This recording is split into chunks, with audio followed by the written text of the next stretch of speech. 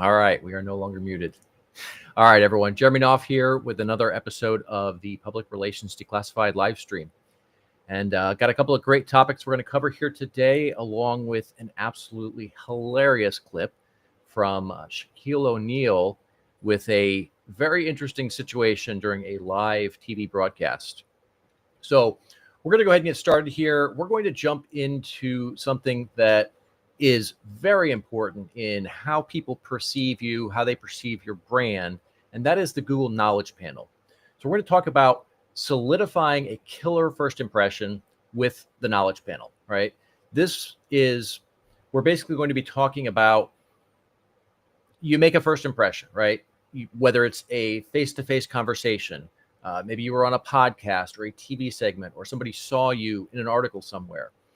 And what is it they're typically going to do next? Well, they're going to head over to Google or Bing or some other search engine, and they're going to search for you. Actually, this only applies to Google. So we'll back up and say this really only matters if they are looking for you in Google, which unfortunately, for many reasons, that is still the primary search engine that controls a majority of all searches that are conducted online. But let's say somebody interacts with your brand in some way. They see you on stage, they have a conversation with you or a sales call with you. They see you in an article or you're on a podcast that they're listening to. They then go over to Google, they look you up online, and what do they see? So I'm going to jump back to the segment title for just a second. I did not put a regular picture in here of a knowledge panel. In hindsight, kind of missed that there. But the knowledge panel is what you see. If you look in the background there, it's a little bit muted out, faded out. But that is the panel you see where across the top of the screen, there's a bunch of images, and then there's little cards with some of the websites that you may be featured on, some of the podcasts that you may have been on. Sometimes it will include some of your social media profiles like X or things like that. And basically, and then also down the side, you've got a little blurb about you, usually a link to your website or some other website where you have a prominent role. Maybe you have a column somewhere, something like that.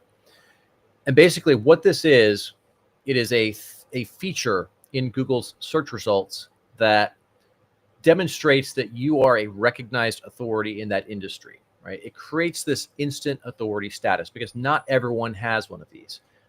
If you search for my name in Google, you'll see exactly what I'm talking about. I've got a knowledge panel. Several of our clients have them as well. I was talking about one on a recent episode where Paul Lizelle recently earned his knowledge panel. Lloyd Graymont, Kevin Harrington, famous, prominent people that you've heard of. Could be actors, could be business leaders, could be famous authors. And basically what this is something, first of all, that is triggered algorithmically. So what I mean by that is there's a programmatic system in the back end within Google search that determines whether you show up for a knowledge panel. It's not something that you can apply for. It's not something that you can ask for. There's no way to directly request one. So it's triggered by a variety of things. So basically, Google's algorithm is always out here scraping the entire internet, looking at all the content that's out there, and then using that to make a determination of, is this person considered an authority? Are they somebody who is important, at least in their industry, but maybe even perhaps on a much larger scale? So there's a lot of factors that go into this. One of them is people searching for your name. So think about it like this. If you're out here doing big things, you're making an impact in your industry, people are talking about you, then that also means there's generally going to be a fair amount of searches for your name. People are going to go into Google and search for your name because maybe they heard something about you. Maybe they read an article about you and wanted to learn more, or they heard you speak on a podcast. So the fact that people are searching for your name plays a big role in the algorithm determining that you are an authority. So if you can do things that drive those searches, that's something that's going to help you to earn that knowledge panel. Another thing that plays a role here is social media, but probably not in the ways that you might think. So, follower count matters, but it doesn't matter anywhere near as much as a lot of people may think. So, for example, there's a very well-known fact that a lot of people buy followers, right? And that's why it doesn't really carry as much weight. In fact, there was a video recently where somebody was being interviewed, and they were talking about some of the selection for who was going to play certain roles in a particular movie. And there's a well-known scenario in the movie industry where they don't just want to pick the actors and actresses who are the best at their craft, right? It's not just, hey, is this person going to play a really good role in this movie? They also are looking at this from a business perspective. So they want to know that this actor or this actress has a large enough audience that they can also then help drive sales for the movie. It's not purely about the art, the craft. It's also about the financial gains that can be had from the movie. Understandable, they're running a business, but they're looking at this, in the case of the movie industry, often from vanity metrics. So I can't for the life of me remember the specific movie that we're talking about here, but there was a well-known actor who is very good, but they did not put them in that role because they had less than 1 million followers, which frankly is absurd. And it was known that the other actors and actresses who did get selected for the roles did have a lot of paid or a lot of bought followers, right? Basically bot accounts. That doesn't play a role when it comes to the knowledge panel, though. So followers matter, but what matters a lot more is engagement. Are other people engaging in a meaningful way? Are they liking? Are they sharing your content? Are they engaging in form of comments, right? Are they saying something meaningful in the comments, right? Not just, hey, awesome, or, a bunch of emojis or shit like that. If there's meaningful engagement, that's a thing that plays a big role in the knowledge panel as well. Because think about it. Google is always out here crawling the internet, like I mentioned before. Part of that is social media. So they're crawling X, they're crawling Facebook, they're crawling Instagram, and they're looking at how people are engaging with these particular accounts. So that plays a big role here. Schema is another factor. Now, this is something we've talked about in some of the previous episodes, and we also talked about schema from a ranking perspective in one of the private community sessions as well in the Spark community. So schema, without getting overly technical here, is basically essentially it's JavaScript, but it's a formatted structure for presenting information. Now, people never see this. It's not a thing that if you go to the website, you won't see the schema. It's presented in a JSON format purely on the back end. So it's purely for the search engines, the bots that are out there gathering and compiling this information. Now, you don't have to be a programming expert. If you've got a WordPress website, there's plugins that you can put into your website that will basically put all the schema in there. It's got this nice handy GUI interface. GUI is a graphical user interface. So basically you just go into a form in the admin area of your website and you'll fill out certain information, check certain boxes, things like that. So it's not, you don't have to be, a programmer or a technical wizard to implement schema, but what it does is it basically connects the dots, right? So a lot of people, when they think about search engines, they think about bots and how they're crawling and analyzing what they find on the internet. Most people think in terms of keywords. That is something that kind of died off many years ago. And now things are treated more as entities rather than keywords. So it's kind of a very nuanced conversation, right? Keywords are still kind of part of it if you look at it on the surface, but in reality, it's what do those keywords mean in terms of entities? So it's not just the phrase Jeremy Knopf, for example. It's Jeremy Knopf as a human, as a person. But then what is Jeremy Knopf as an entity? Well, he's an entrepreneur, he's an author, he's a Marine Corps veteran, all these things. So think of this as an entity. You, as a personal brand, and your company is the same situation, is an entity. And within that entity, there's other factors. You've got your name, you've got your social media profiles, you've got, there may be books that you've written, things like that. So these are all parts of that entity. And what schema does is it helps the bots to connect the dots on those entities and the things that are associated with those entities. So by implementing schema on your website, you're helping Google to see that that keyword, which is your name, is not just a keyword, but it is an entity. It's you as an individual, and then it connects all of the pieces to that entity. So like I said, your social media profiles, books you may have written, who you are, what you do, what you stand for, things like that. There's all of these little elements of that entity. And schema plays a big role in the Google Knowledge Panel as well. So definitely something that you want to jump on, put that in place, and make sure that it's configured correctly to then help Google see who you are and what you're about, which helps to trigger that knowledge panel. Being a published author is another huge part of this. And this is actually something we're going to bring on some publishing experts in a relatively soon episode of PRD and talk about kind of the other side of that, how you do it well, all of that. But for the purpose of this episode, we're just talking about it in terms of the knowledge panel. So here's how that plays out. It's not enough just to write a book. Maybe you've got a book and you make it available as a download on your website. That does not help you in any way when it comes to a knowledge panel. However, if you publish a book and it is available on Amazon, that absolutely does help you to earn that knowledge panel. Amazon is considered very authoritative. So if you've got a book and it's published on Amazon, people can go into Amazon and find your book. That plays a big role in earning that knowledge panel as well. And the more books that you have, the better. It's also worth noting that if you do have books published, you're a published author, that's another thing that goes into the knowledge panel as well. So if you're an author, that's one of the categories that you could be listed as. So if you have a bunch of books, you likely will be labeled as an author.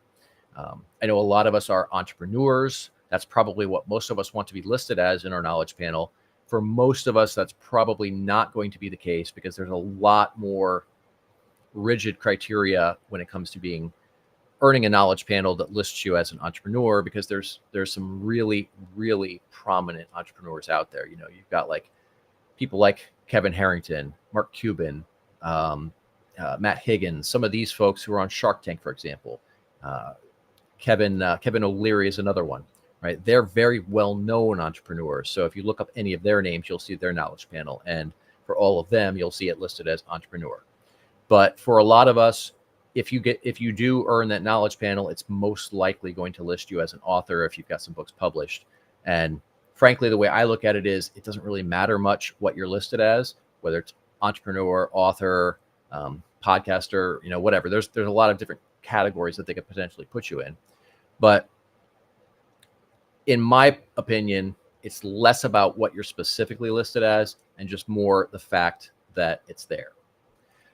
But the most significant factor in your knowledge panel is you having features in the media, whether that's you being cited as an expert or whether that's you having a column somewhere and regularly publishing useful information. Now, if you do have a column somewhere and you're regularly publishing information, then very likely that will also contribute towards you being listed as an author versus an entrepreneur. But like I said, that doesn't matter so much. It's more just a matter of the fact that it's there, that you have that knowledge panel. Now, there is a caveat here, though. It's not enough just to be featured somewhere, right? It's, you know, your aunt's cat blog doesn't really help you in any way. Google is looking at certain publications, and it's not like there's a criteria like, you know, you have to have these things in place for the outlet to matter. It's more a matter of they have a whitelist. They have outlets that they know and trust. And then the things that fall outside of that scope, those are the outlets that they don't know and trust. They know that they exist, but they don't necessarily trust them. So they don't play as much, or in many cases, any role in earning that knowledge panel. There's a really good list. I don't think we have this published yet in the community, but I'm probably going to add that now that I'm thinking about it. There's a list that Wikipedia publishes as far as what outlets they consider credible for inclusion for a Wikipedia page, right? So the criteria for that is pretty intense. If you're trying to get a Wikipedia page put up about yourself, they have very strict guidelines as far as what makes somebody credible, what makes them prominent enough to warrant a page in Wikipedia. Google probably follows a pretty similar list as Wikipedia. So that's a pretty good starting point.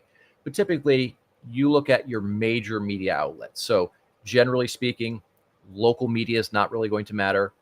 Trade publications generally aren't going to matter, but large authoritative media outlets do matter.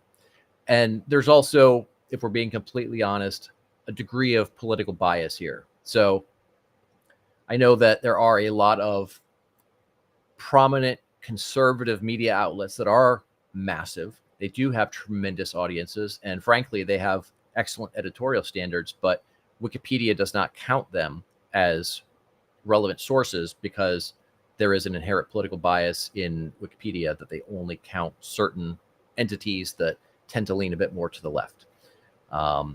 Google probably is following those same basic criteria as well. But if you look at that list that Wikipedia has, and we'll dig that up and we'll put that into the private community at some point too. But there's a complete list, and I would generally look at that as a starting point for the outlets that you want to try and get featured in order to earn that knowledge panel. And since we're talking about Wikipedia, it's absolutely worth mentioning that if you do have a Wikipedia page, most of us don't. I had one for a while, but then it got nixed. That happens a lot. There's also a degree of bias, not just on an entity level, but also on a personal level. A lot of the editors will take out people that they don't necessarily agree with or don't like their views. So, but having that knowledge or having that Wikipedia entry can be another big factor in earning that knowledge panel.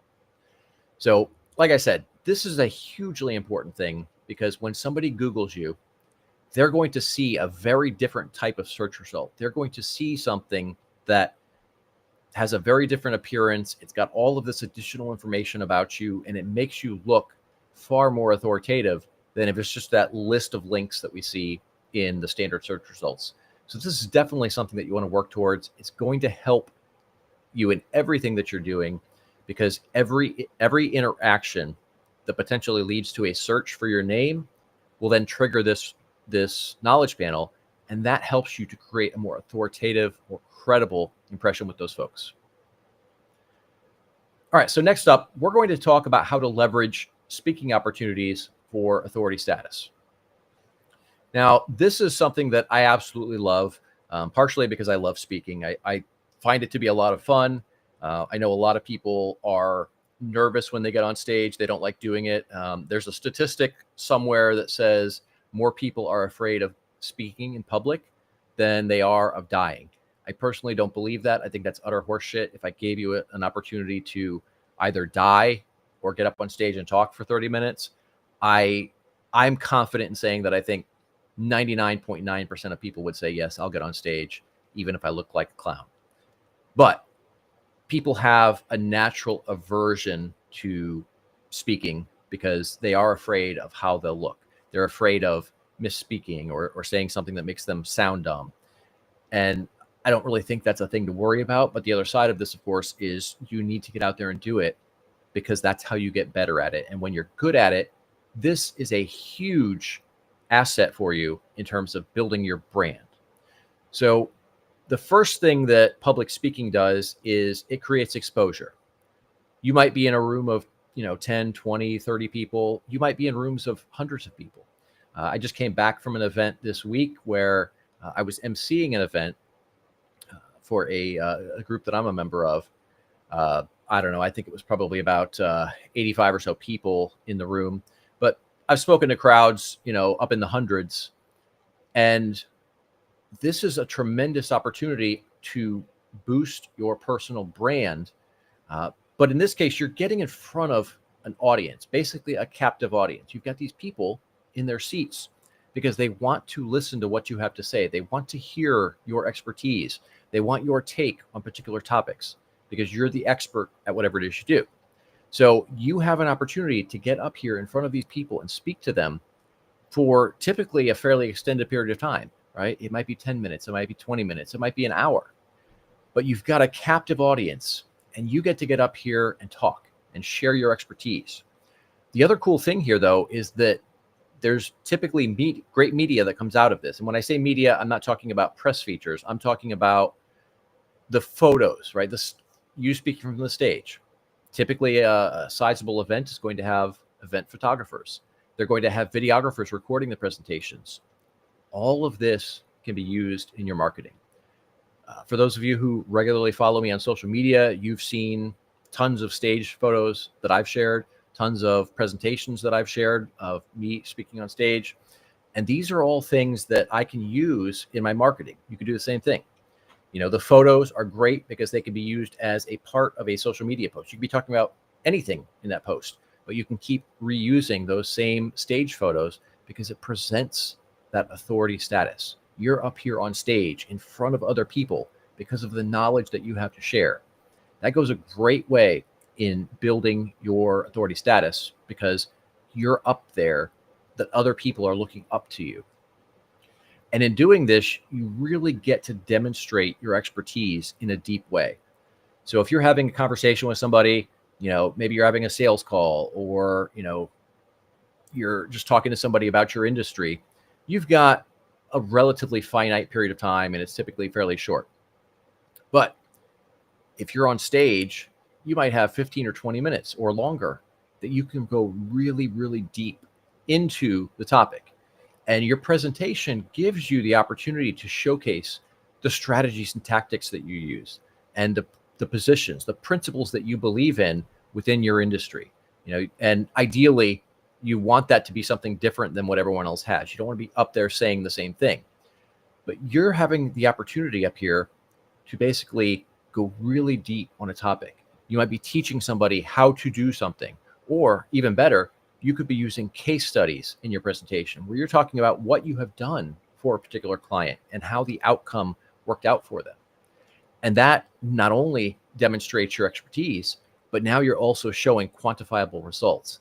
And that goes a long way in helping you to land clients, but also to get additional media features, because the media is always looking for experts to cite. Now, it is critical that you've got great presentation skills. And if you carry yourself well, you're going to be able to have a lot more impact with public speaking. And that means you need to be able to clearly articulate your ideas.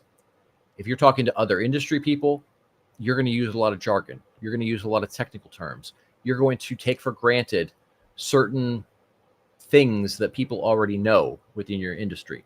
But if you're talking to a crowd that is not specifically in your industry, you want to break things down in a bit simpler of a format. You want to make it so that the average person who does not have your expertise can understand what you're talking about. And that's really important, not just from the audience perspective, but also from the media perspective. So let's say a journalist is watching a presentation that you've done, or maybe they're even in the room with you when you're giving this.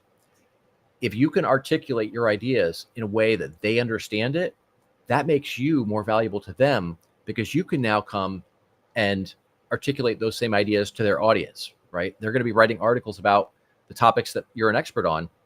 This is a great way for you to show them that you can explain to their audience in a way that they really get it and they can get value from that. Now, you also have to present original and useful knowledge. So it doesn't do you any good to just get up here and say the things that everybody already knows. You want to tell them things that they don't know.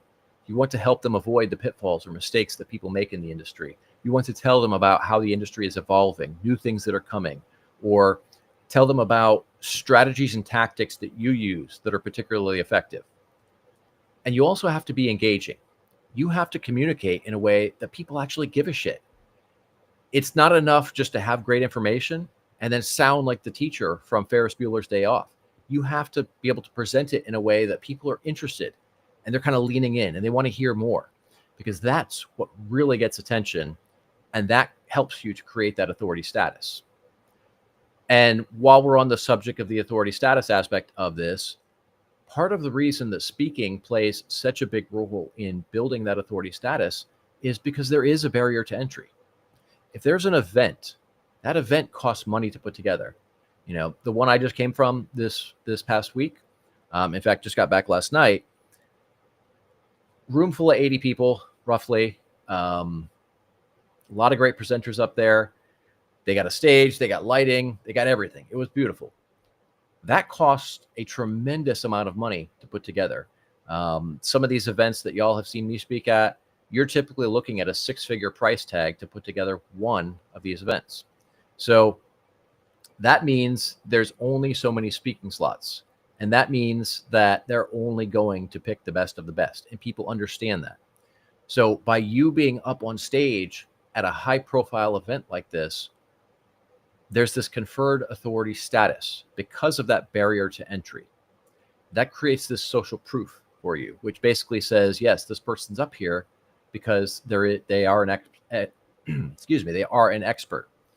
So limited opportunities means the people there are of a higher caliber than everybody else out there. Anybody can get on social media. Anybody can do a live. Anybody can get on a podcast.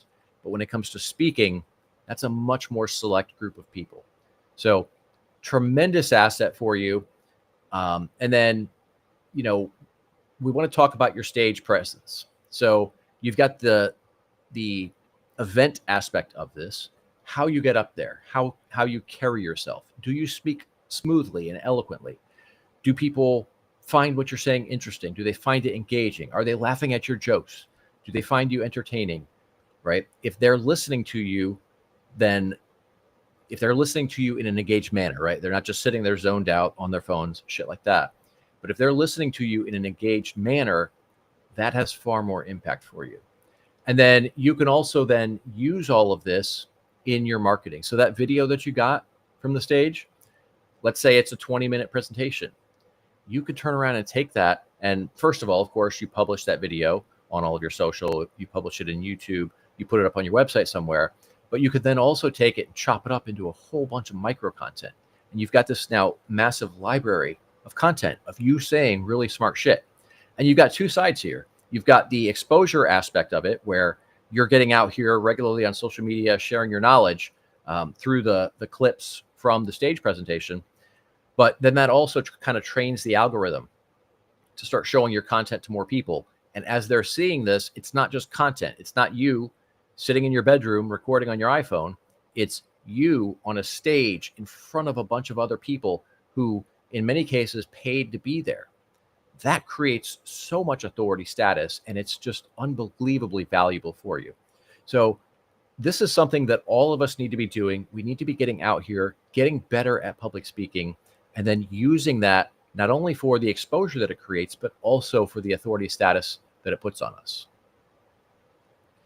All right.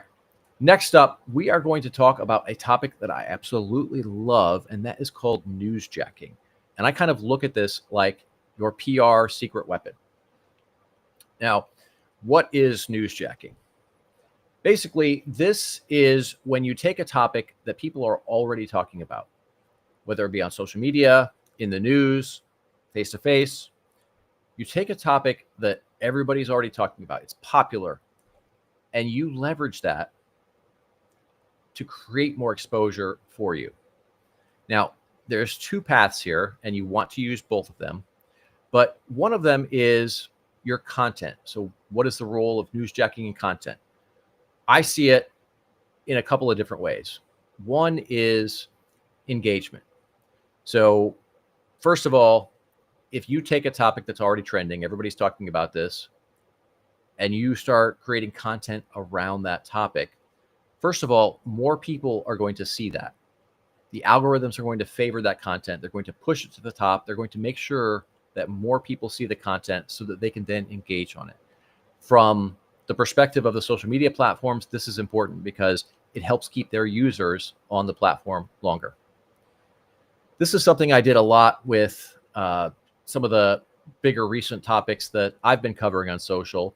On X, I have been covering the Blake Lively PR crisis. I did the Bud Light PR crisis a while back. I've been talking a lot about all of the stuff going on with Google, the WordPress PR crisis. There's a whole bunch of topics that have a lot of people worked up and talking about it. And I basically have been leveraging those topics into my content and tying it to what I do in my industry. And in doing that, got tremendous exposure, tremendous reach. Many of these posts had over 1 million views just on that individual post. So it's a great opportunity to really get in front of a much larger audience. But then the other side of this is, because it's something everyone's talking about, and in many cases, people have a very strong opinion one way or the other about the topic, what tends to happen is you also get a lot more engagement as well. So you'll get a lot more likes, you'll get a lot more shares, retweets, whatever. You'll also get a lot more comments. And then that means that more people see it, because if one of your friends comments on something, you're more likely to then see that content, because their content, their reactions, their engagement puts that content in your feed. So this is a huge opportunity. I did a segment in the Spartan community on this, where we walked through, my strategy for doing this on X. And in doing that, I have been seeing on a low day, there's been times when I've been as low as, I don't know, 5,000-6,000 impressions. But typically I'm in the, 30 to 90,000 impressions per month range, or I'm sorry, per day range. So 30 to 90,000 impressions, primarily by leveraging newsjacking. And so this is huge from a social media perspective, because it gets you out in front of more people. It helps you to create a more engaged audience. And then that becomes incredibly valuable, not only directly as a marketing channel, but also in how journalists see you. So if you've got a lot of people engaging on your content, that tells a journalist that the information that you're bringing to the table is important and people care about it. And that's great, because the media industry thrives on eyeballs. The more people that are seeing a piece of content, the better it is for that media outlet, because that means they can charge more for ads. So they want to know that the people that they're bringing on as experts are able to help drive traffic back to the media outlet. So I like to use this in our pitches, where, we'll keep an eye out for what's going on. And then when we find trending topics, we will use those in our pitches. So one of our clients, Dr. David Phelps, absolutely brilliant guy in the real estate industry. He's a well-known economic expert. And when all of this talk of tariffs started coming up, we started leveraging the hell out of that, right? Pitching various news outlets about the economic impact that these tariffs would have in various ways. And this was a story that they loved, because everybody's already talking about it. And it's a very polarizing topic. Some people are super supportive of the tariffs. Some people are very anti-tariff. And that engagement, just like with your social media accounts, helps the media outlet social media accounts as well. So they want to get that engagement. So by leveraging these trending topics and connecting them to your industry, this creates a tremendous opportunity to get out here and pitch a story and make it infinitely more likely that you're going to get a yes from that journalist and end up getting featured. So this is something you absolutely want to leverage. So let's talk about, how do we find the trending topics? Okay, quick note here. Deb is asking in the comments, doesn't it have to align with your brand or business? So Deb, the short answer to that is yes and no. I know, and you and I have talked about this a million times, you are way more conservative in terms of kind of the lane that you'll speak on topics. There's definitely a role that relevance plays, but the reality is you can tie damn near anything to what it is you do. So I'm going to take a quick look and just see what's trending right now, and we'll find a few ways. So for those of you who don't know Deb Berger, she's a real estate expert, but she's also a business coach. Super smart person. And if you're not already following her, you absolutely should. I'm going to pull up a couple of trending topics right now, and we're going to find some ways to connect some of what she does to some of these topics. Okay, so for whatever reason, right now on X, Hump Day is trending. Obviously, it's Wednesday. I can't imagine why people are excited about Hump Day, but whatever, they are, so let's use it. So Hump Day, Wednesday. A lot of people tend to kind of slow down in business. Say it's the middle of the week, they're kind of tired. You're over the first part when you're all excited and revved up and ready to go, and you're not quite to the end when most people are excited for the weekend that's coming. So people tend to slow down a little bit in the middle of the week. So this would be a great opportunity for Deb to leverage the trending topic of Hump Day to talk about the importance of strategy, right? One of the big things she talks about in her coaching business is strategy, right? We're not just going out and doing things to do them. We're doing them because they align with our strategy. So if you've got a strategy, that's going to dictate how you're doing things on a day-to-day basis, which is a really great way to get around this Hump Day bullshit where you slow down in the middle of the week and you're not really focused on what you should be focused on. So she could talk about the importance of having a weekly plan that aligns with your strategy. She could talk about the importance of daily habits that help you make sure that you are doing what you need to do on a daily basis towards those goals that align with your strategy. So it's really easy to connect almost any topic with anything. Let's see if we can grab one more. Shaq. Okay, Shaq is trending right now too. We got a great video about Shaq today towards the end of the show. But Shaq is trending. So, Deb could also take something. I'm not a huge sports guy. I don't know a lot about sports, so I may be a little bit off the mark here. But Shaq was one of the greatest basketball players that we've seen in our lifetime.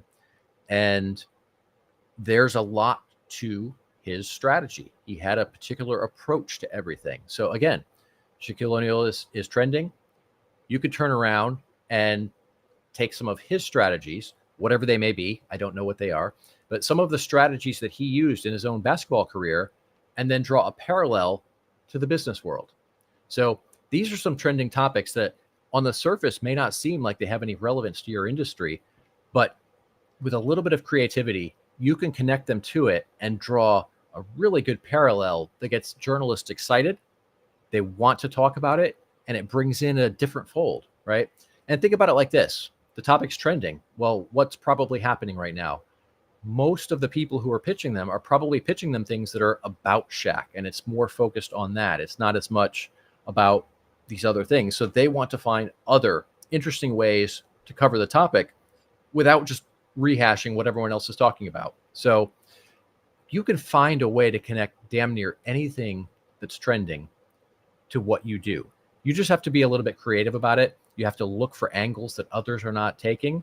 And, a good way to do that is go look through the content, look at the trending tab on X. Look at what people are saying about it. That might spark some ideas. It will also show you where the holes are. What are people not saying? You're all smart people. You've got a ton of great knowledge. Use that to find what's missing. Use that to tie what's trending with what you're doing, and it's going to create exponentially better results for you. So I mentioned that trending tab. That's a great place to start on X. You can also look at media outlets as well. Go look at the headlines at some of your major outlets that you follow, the ones that you like to consume their content. Use that as a starting point. See what they're talking about. And then the same applies here. Find unique ways to address that topic that others haven't taken. Now, you can also look in your feed. Look at what everyone's talking about. Right now, there's a trending topic that I find absolutely fascinating on X. It's starting to pop up on TikTok as well. This whole 100 men versus a gorilla hypothetical situation, right? Who would win with 100 men and a gorilla went into a fight? So that was not really a thing that I saw showing up in the trending tab, but it was a thing that I saw people talking about in different ways all over social media. So your feed is a great place to find some of these things as well. And then you want to look at a couple of different things.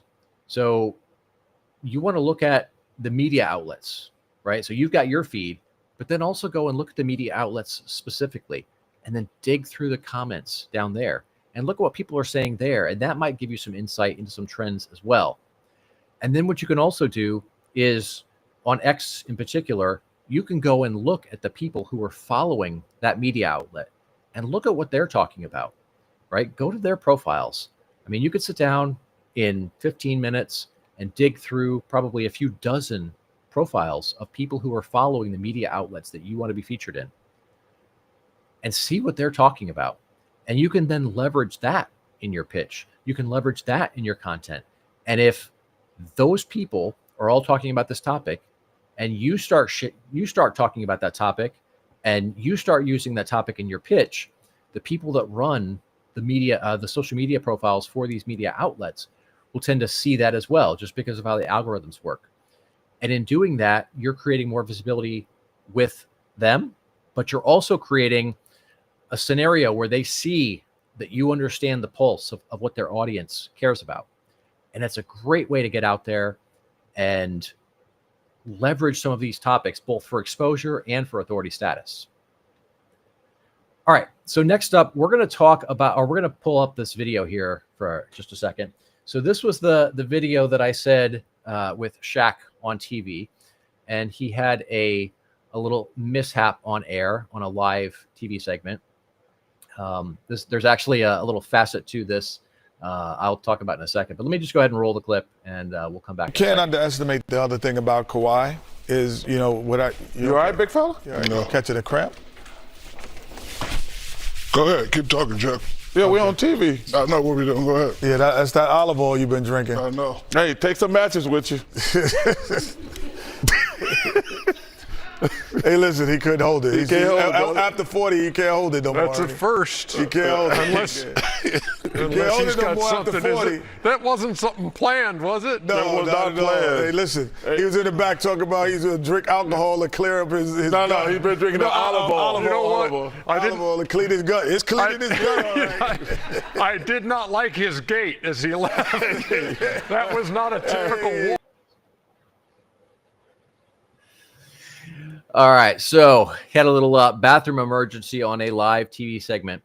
Man, I would not want to be in that situation. In Shaq's case, he's one of the few people that could do that without looking like an absolute clown. Obviously, that would be incredibly embarrassing. But the reality is, if you're on a TV segment, there's always the possibility of something kind of going sideways a little bit. You just have to be able to kind of adapt and improvise on the fly.